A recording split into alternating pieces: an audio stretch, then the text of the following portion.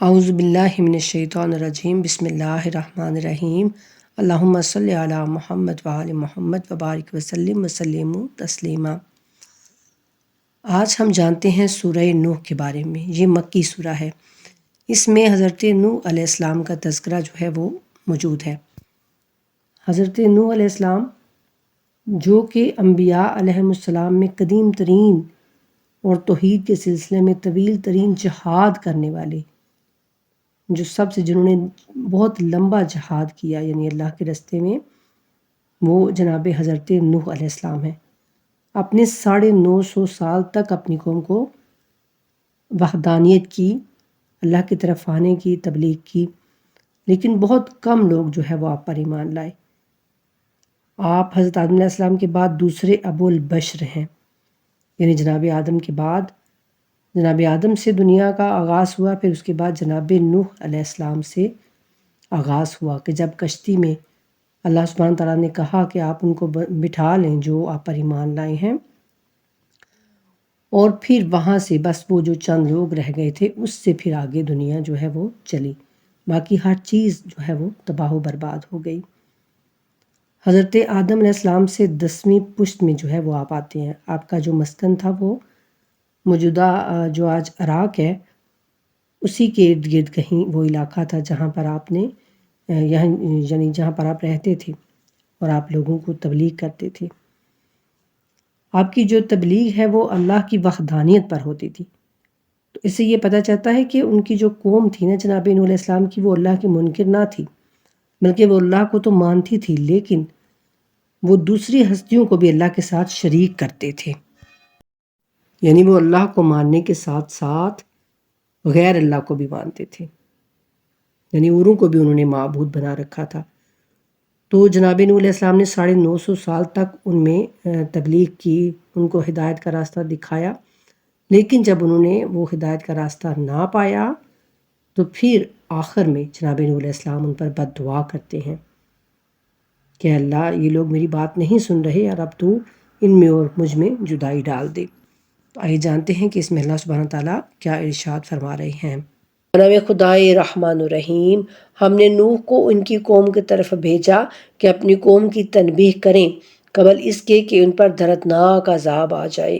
انہوں نے کہا، ہے میری قوم، میں تمہیں واضح طور پر تنبیہ کرنے والا ہوں کہ اللہ کی بندگی کرو، اس سے ڈرو اور میری اطاعت کرو کہ وہ تمہارے گناہوں کو بخش دے گا اور ایک مقرر وقت تک تمہیں مہلت دے گا۔ اللہ کا مقرر کردہ وقت جب آ جاتا ہے تو وہ مؤخر نہیں ہوتا، وہ ٹلتا نہیں ہے، کاش تم جانتے ہوتے۔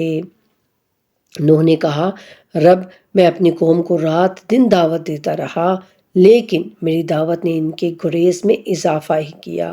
یعنی یہ میری دعوت پر لبیک ہی نہیں کہتے، اور میں نے جب بھی انہیں بلایا تاکہ تو ان کی مغفرت کرے تو انہوں نے اپنے کانوں میں اپنی انگلیاں ٹھونس لی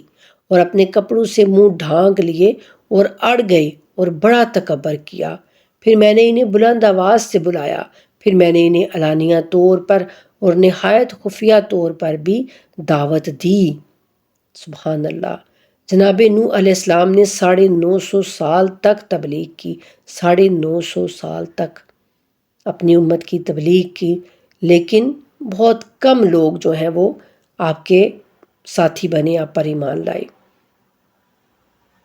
تو یہ پھر وہ کہتے ہیں کہ میں نے ان کو اونچی آواز سے بھی بلایا، میں نے ان کو آہستہ آواز سے بھی بلایا، خفیہ طور پر بھی میں نے ان کی تبلیغ کی اور کہا کہ اپنے رب سے معافی مانگو، وہ یقیناً بڑا معاف کرنے والا ہے، اور تم پر آسمان سے خوب بارش برسائے گا، وہ اموال اور اولاد کے ذریعے تمہاری مدد کرے گا اور تمہارے لیے باغات بنائے گا اور تمہارے لیے نہریں بنائے گا، یعنی ان کو بہت زیادہ نعمتوں کا بھی دیا کہ اللہ تعالیٰ تمہارے لیے یہ ساری نعمتیں تمہیں دے گا اگر تم ایمان لے آؤ گے۔ تمہیں کیا ہو گیا ہے کہ تم اللہ کی عظمت کا عقیدہ نہیں رکھتے، حالانکہ اس نے تمہیں طرح طرح سے خلق کیا ہے؟ کیا تم نے نہیں دیکھا کہ اللہ نے 7 آسمانوں کو یکے بعد دیگرے کس طرح خلق کیا، اور ان میں چاند کو نور اور سورج کو چراغ بنایا، اور اللہ نے زمین سے تمہاری خوب نشوونما کی، پھر تمہیں اسی میں لٹا دے گا اور اسی سے تمہیں باہر نکالے گا،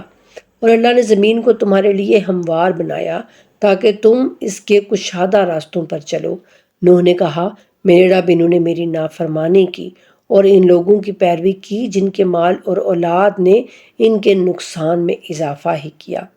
اور ان لوگوں نے بڑی عیاری سے فریب کاری کی اور کہنے لگے اپنے معبودوں کو ہرگز نہ چھوڑنا اور ود سوا یغوث یعوق اور نصر کو نہ چھوڑنا۔ یہ انہوں نے بڑے بڑے بت بنائے ہوئے تھے اور ان کے نام رکھے ہوئے تھے کہ ان کو نہ چھوڑنا، اور اس طرح انہوں نے بہت سوں کو گمراہ کیا، اور اے رب تو نے بھی ان ظالموں کی گمراہی میں اضافہ ہی کیا۔ یعنی جناب نوح یہ ساری دعائیں اللہ سبحانہ تعالیٰ سے کر رہے ہیں، اپنا یعنی وہ اپنے دل کا وہ درد بیان کر رہے ہیں کہ میں نے اتنا ان کے لیے کیا، اتنا میں نے ان کو تبلیغ کی، اتنی میں نے ان کو نصیحتیں کی، لیکن یہ باز ہی نہیں آتے، میری بات پر یہ کان ہی نہیں دھرتے۔ اور پھر کہتے ہیں کہ وہ لوگ اپنی خطاؤں کی وجہ سے غرق کر دیے گئے اور آگ میں داخل کیے گئے، بس انہوں نے اللہ کے سوا کسی کو اپنا مددگار نہیں پایا۔ اور انہوں نے کہا میرے رب روئے زمین پر بسنے والے کفار میں سے ایک کو بھی باقی نہ چھوڑ۔ یعنی جب جناب نوح علیہ السلام کا دل بھر گیا نا، تو اتنے سالوں کی محنت ان کو نظر آئی کہ کچھ بھی یعنی ان لوگوں نے مجھے اجر نہیں دیا، کچھ بھی یہ مجھ پر ایمان نہیں لے کے آئے، تو پھر انہوں نے کہا کہ سب کافروں کو اے اللہ تباہ و برباد کر دے، اور اگر تو انہیں چھوڑ دے گا تو وہ یقیناً تیرے بندوں کو پھر گمراہ کریں گے، اور یہ لوگ صرف بدکار کافر اولاد ہی پیدا کریں گے۔ اللہ اکبر۔ اور میرے رب مجھے اور میرے والدین کو اور جو ایمان کی حالت میں میرے گھر میں داخل ہو اور تمام مومن مردوں اور عورتوں کو معاف فرما اور کافروں کی ہلاکت میں مزید اضافہ فرما۔ تو دیکھا نا آپ نے کہ کس طرح سے جناب نوح علیہ السلام نے ان کے لیے پہلے بہت کوشش کی ان کو اللہ کی طرف لے آنے کی، لیکن جب وہ نہیں مانا انہوں نے بات، تو پھر اینڈ پر جناب نوح علیہ السلام نے ان کے لیے بد دعا کی۔ یعنی کہ تمام انبیاء جو ہیں وہ اپنی اپنی امتوں پر نہایت مہربان ہوتے ہیں، حتیٰ کہ امت کے سرکش لوگ خود اپنے بارے میں وہ خوف نہیں کرتے، اور ان کے نبی ان پر رحم کھاتے رہتے ہیں، ان کے لیے دعائیں کرتے رہتے ہیں کہ یا اللہ یہ ہم کو پہچان جائیں۔ لیکن جب وہ نہیں مانتے، وہ سرکش ہو جاتے ہیں، نافرمانیوں پر نافرمانیاں کرتے جاتے ہیں، تو پھر اللہ سبحانہ تعالیٰ کی طرف سے عذاب نازل ہوتا ہے۔ اللہ سبحانہ تعالیٰ سے دعا ہے کہ اللہ تعالیٰ ہم سب کو قرآن کی ان آیتوں کو پڑھنے کی، ان کو سمجھنے کی اور پھر ان پر عمل کرنے کی توفیق عطا فرمائے۔ وما علینا الا البلاغ المبین۔ اللہم صلی علی محمد وآل محمد وعجل فرجہم وفرجنا بہم برحمتک یا ارحم الراحمین۔ آمین ثم آمین یا رب العالمین۔